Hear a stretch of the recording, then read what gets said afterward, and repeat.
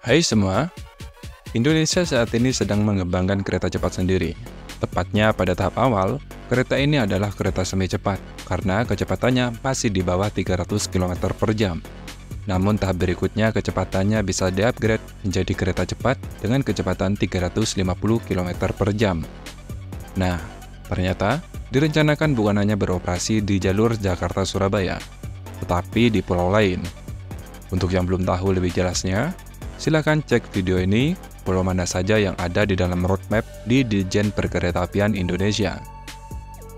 Di antara pulau-pulau yang ada di dalam roadmap, kemungkinan besar selain Jawa, Sumatera, dan Sulawesi nantinya juga akan beroperasi yang paling cepat, yaitu di Pulau Kalimantan.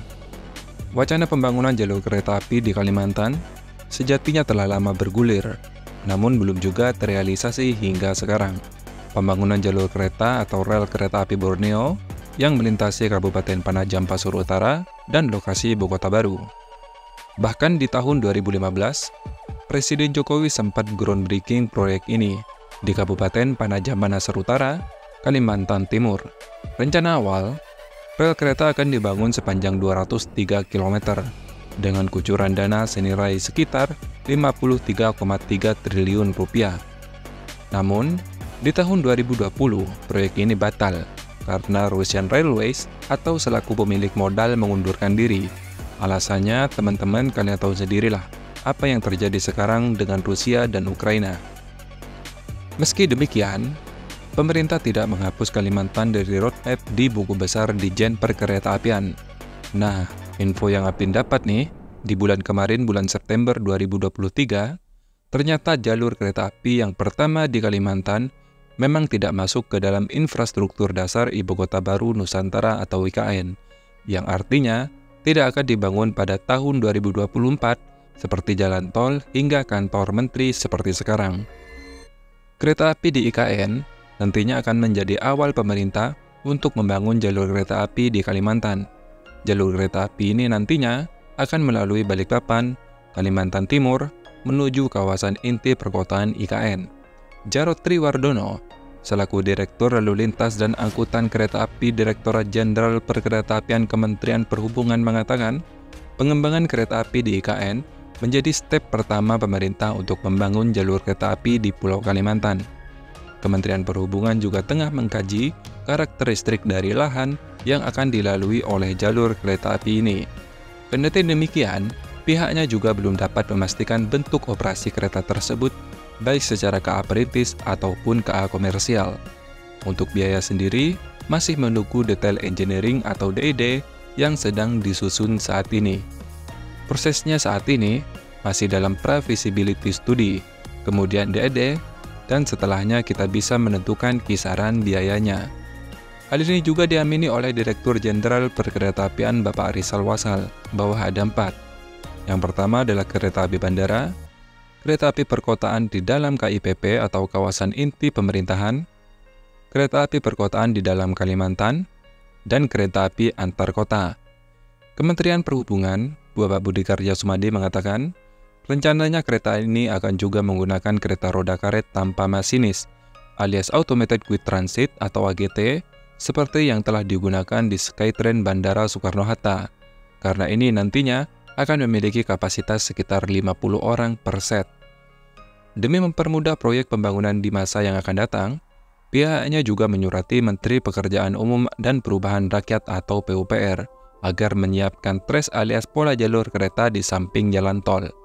Adapun jalur ini nantinya akan dibangun sepanjang 40 km dengan kecepatan sekitar rata-rata 80 km per jam dan membutuhkan waktu tempuh sekitar kurang dari 1 jam. Sehingga dari bandara, dari Balikpapan menuju IKN itu bukan redundant, tetapi melengkapi apa yang sudah ada jalan tol. Kita membuat juga jalan kereta api. Menghindari redundancy atau penumpukan prasarana, maka kereta api itu tidak langsung dari airport ke IKN, tetapi masuk ke dalam Balikpapan. Setelah itu baru keluar, baru sejajar tol. Dan sarana yang akan kita lakukan adalah EGT.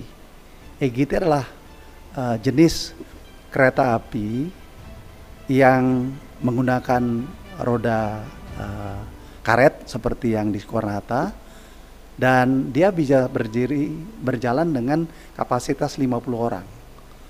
Jadi tidak mesti transit 150 orang.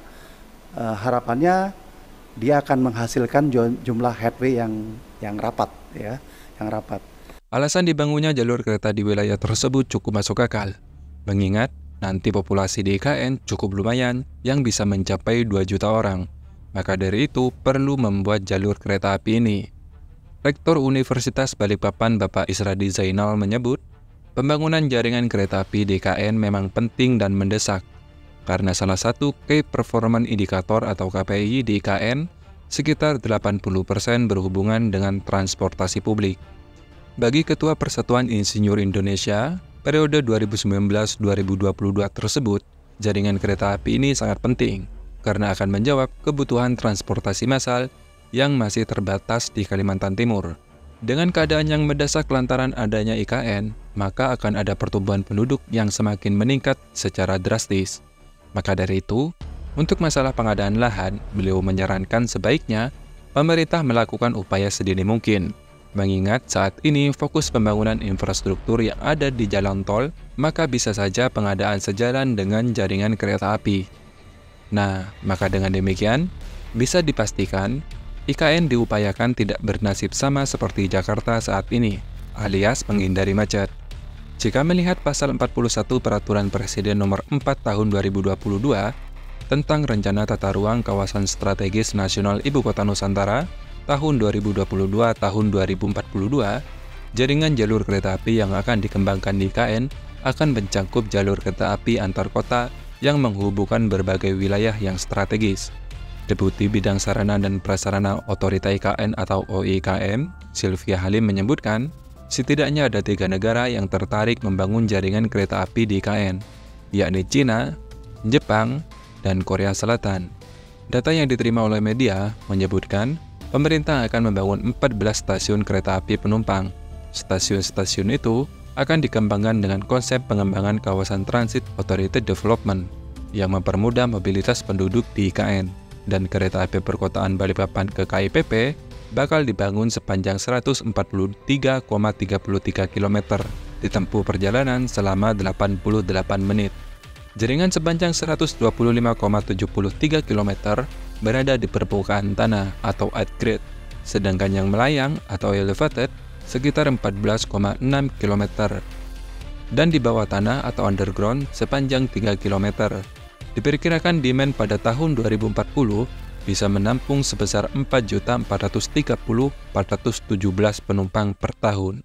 Sedangkan kereta api bandara, menghubungkan Bandara Internasional Sultan Haji Muhammad Sulaiman, ada 2 alternatif trace di sini, yakni alternatif pertama hasil kajian tahun 2021 sepanjang 65,5 km dengan waktu tempuh 29,8 menit yang melintasi 4 stasiun. Namun sekali lagi, pembangunan ini tidak berlangsung dalam waktu cepat ini, melainkan akan dikerjakan di tahun 2025 mendatang dan ditargetkan selesai pada tahun 2029 atau setelah Presiden Joko Widodo meletakkan jabatannya di tahun 2024 nanti. Nah, demikian informasinya. Terima kasih sudah menonton. Semoga informasi ini bermanfaat. Sampai jumpa di video selanjutnya. Dadah!